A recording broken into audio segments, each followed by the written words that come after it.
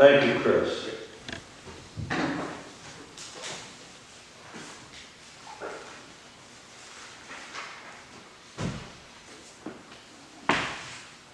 The title this morning, How Do We Know Who We Are? Today we again run into the terrific that was typical in the ministry of Jesus. We again witness the triumph of transforming tenderness over the trivial. This poor crippled man had been helpless and hopeless for nearly 4 decades. He would spend his days at this city pool whenever he could beg anyone to bring him down there.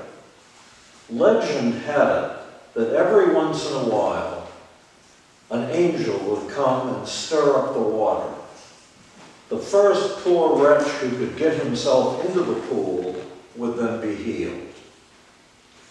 And so on a daily basis, the crippled, the blind, and the paralyzed would gather hoping for a miracle.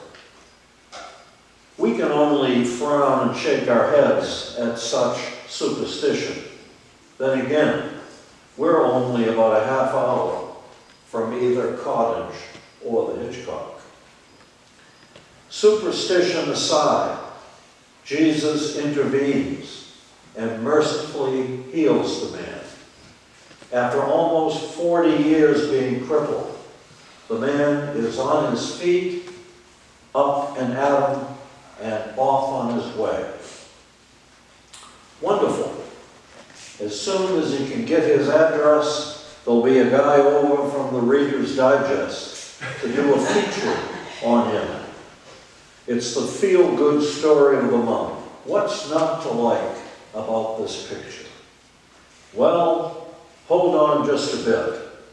We do have that saying, no good deed goes unpunished. The clergy bigwigs of that day, the Jerusalem Council of Churches, are up in arms because this man is on his feet. You see, Jesus made the big mistake of setting up his portable clinic on the Sabbath. Healing is work, and it was against the religious law to do any work on the Sabbath. These weren't just any rules, said they. They were God's rules. That the man was finally free after 40 years cut no ice with them. So furious were they with Jesus that they renewed their vows to execute him.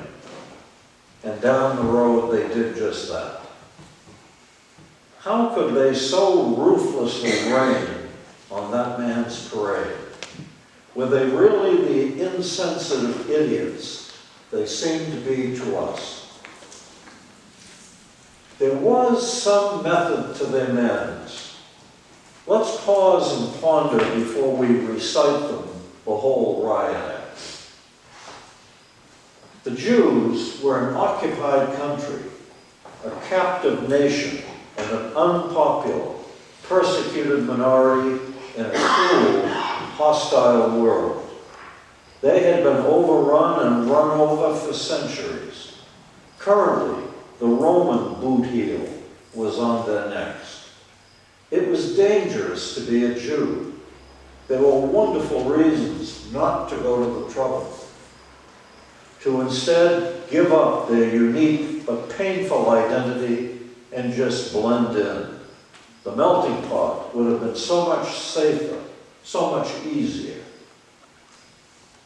Now, the job of their religious leaders was to keep the troops together, to see to it that they paid the price to be faithful Jews within a sea of non-believers.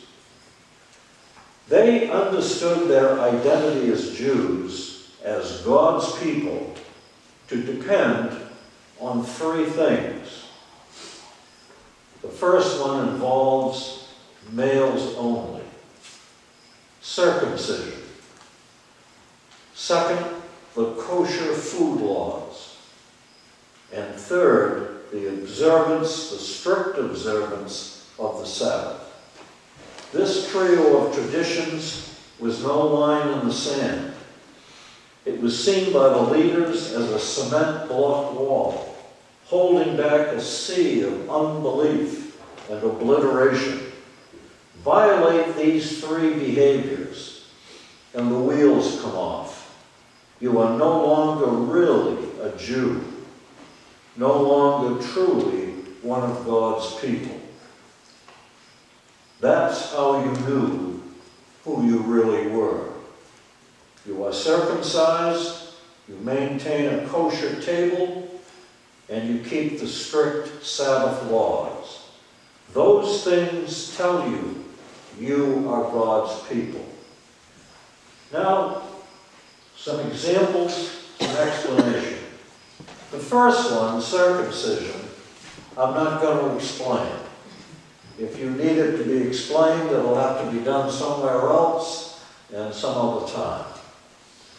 The kosher laws, a word about that. And this would refer to the Orthodox, very serious, strict Jews currently. They may not eat anything that comes from a pig. So no bacon, no ham, no shellfish, no rabbits, reptiles. None of that may be eaten. What can be eaten is mammals with split hooves that chew their cud. That's okay. Birds and mammals must be slaughtered in accordance with Jewish law, and such products are labeled certified that way. All blood must be drained out or broiled out first before it's served. So if you like your prime rib rare, you're out of luck. Meat cannot be eaten with dairy products. So if you have a hamburger, you can't have a glass of milk with it, and you can't have ice cream for dessert. Utensils that were in contact with non-kosher food can't be used. Grape juice and wine are okay, but only if produced by Jews. Manischewitz comes to mind, and there may be some others. So these are strict Jewish laws which must be kept, and that's what helps make you a Jew. Now the Sabbath, this gets more interesting. No work of any kind. You may not touch an electric switch. Putting on the light in the room is considered work. You may not drive a car, and you may not ride in one. So if you're going to travel, you also cannot go further than a mile, and we've got to walk. No electricity. You may use candles, but you may not light them on the Sabbath. That's work. If you're going to light your candles, it has to be done. The Sabbath begins Friday evening, so you light your candles 15 minutes before sunset. Other things that you may not do on the Sabbath, which are considered work. Any writing, or erasing, or tearing of paper or anything. No business transactions may be conducted. I mentioned driving or riding in any vehicle. Any shopping at any time. You may not use the telephone. You may not turn on or off any electric devices. Where's Al? No computer, Al. You can't turn on the air conditioning.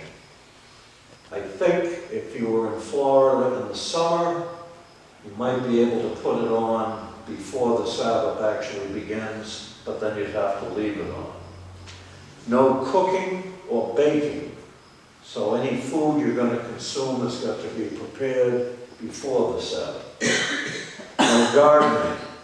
No mowing of the lawn. No laundry can be done. The light in the refrigerator has got to be disconnected. So you can open the refrigerator door, but you can't have the light go on. That's considered work. And finally, you may not read any kind of advertisements.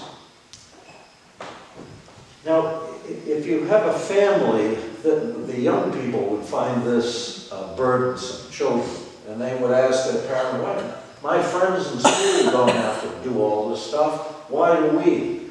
And the Orthodox Jew would say, because we are God's people, and these are God's laws, and doing these things tells us who we are.